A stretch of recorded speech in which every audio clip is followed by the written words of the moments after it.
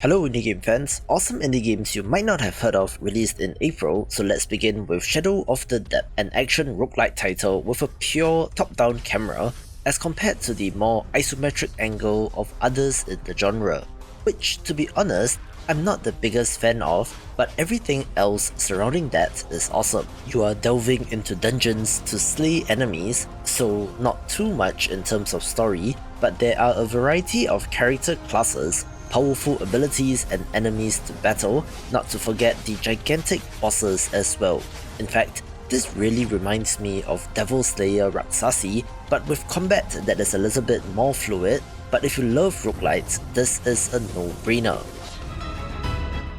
We have had quite the number of fun action platformers last month, such as Virtua Unlimited Project, a pixel art title in which you play as a VTuber in a virtual world, battling other VTubers and gaining their powers, being similar, of course, to the Mega Man games, but with anime girls of course. The action, combat and platforming feels good, with the boss fights being impressive as well, and has drawn comparisons to Mega Man X and Mega Man Zero, so if you love those games and are bummed that Capcom isn't making those anymore, do give this a go. However, it is not the longest of games, but there are different difficulty modes to up the challenge, resulting in quite an old school feeling game.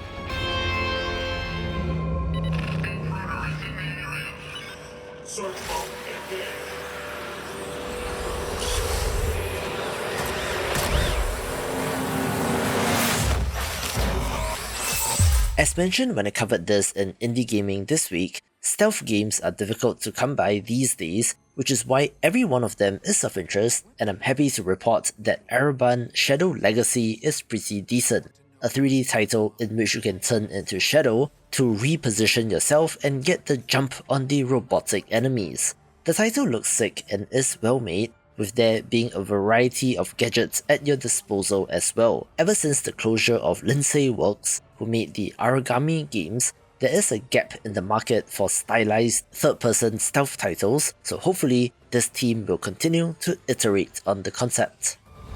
Here's a release that weirdly went under the radar in Turbo Kid, a game which has been in development for years at this point, to the extent that even I was surprised when this got a confirmed release date. This is based on a Canadian movie of the same name from 2015, in which the film was set in an alternate history post-apocalyptic version of 1997, which explains the tech, where water is one of the most precious resources, and this game is an adaptation of the movie into an interactive medium.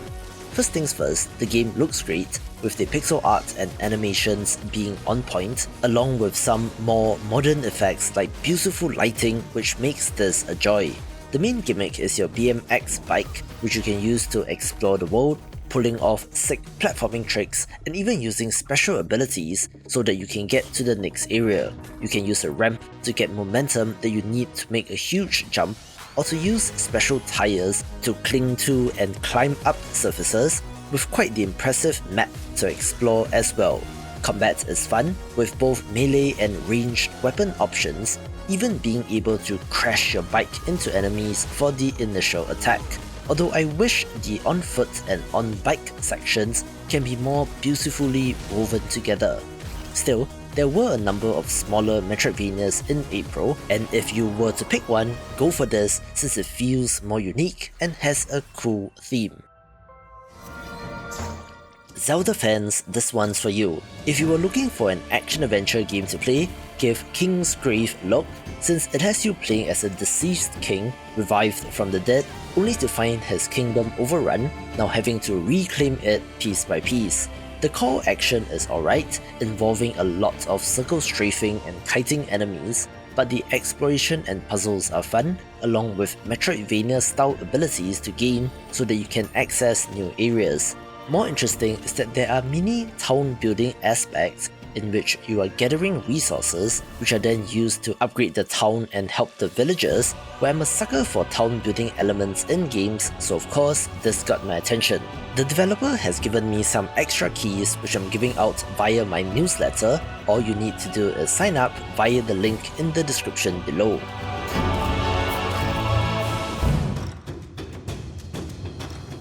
It's a tough market for roguelite titles ever since the release of Hades 2, which has been absolutely massive, so much so that people are getting out of the way and delaying their game by weeks or months. But a game without the benefits of foresight is Lotus Lantern Rescue Mother, a perhaps clunky title, but it speaks the truth of our hero having to rescue his mother, a goddess who was imprisoned for having a child with a mortal man.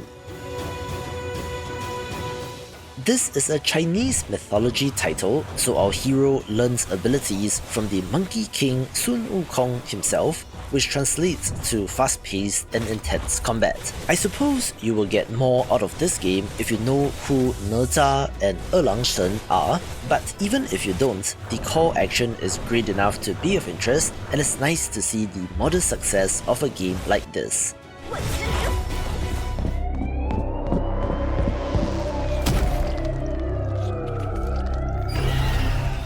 If you love turn-based RPGs but wanted more replayability, then I would suggest getting Anomaly Collapse, one in which your characters are fighting against mutant creatures, having to use their complementary abilities to kill all enemies before they themselves get killed.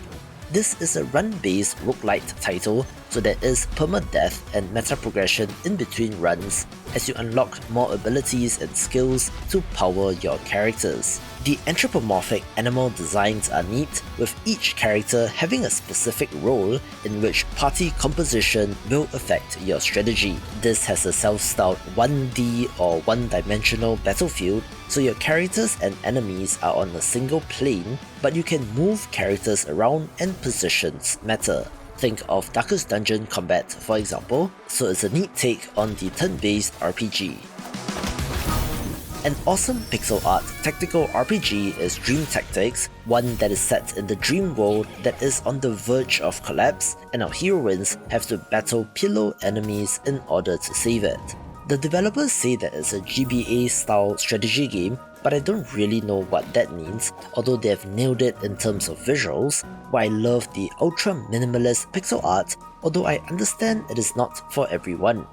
On the gameplay end of things, however, this draws upon all sorts of influences, like having deck building and drawing of cards while not being a Slay the Spire clone, or having the classic Fire Emblem-inspired battle interface. One of the more interesting parts is the equipment and items, which do not simply increase your stats, but affects cards and abilities, so in terms of customization and strategy, there is plenty of depth in this game. A sandbox survival crafting title with an ancient China setting is Pathless Woods, one that has its charms in terms of visuals, and more importantly, nails the gameplay loop. At its core, it's a survival crafting farming game, so you are gathering resources and then using these to construct your dream home, growing crops and attracting other villagers to settle down and to grow and expand together. There is a combat element as you battle marauders, with a range of different biomes and locations to explore as well. This is an early access release which is planned for about 1 year, with plenty more content to come, although they have yet to release their roadmap, but it's a great first step and I cannot wait to see more.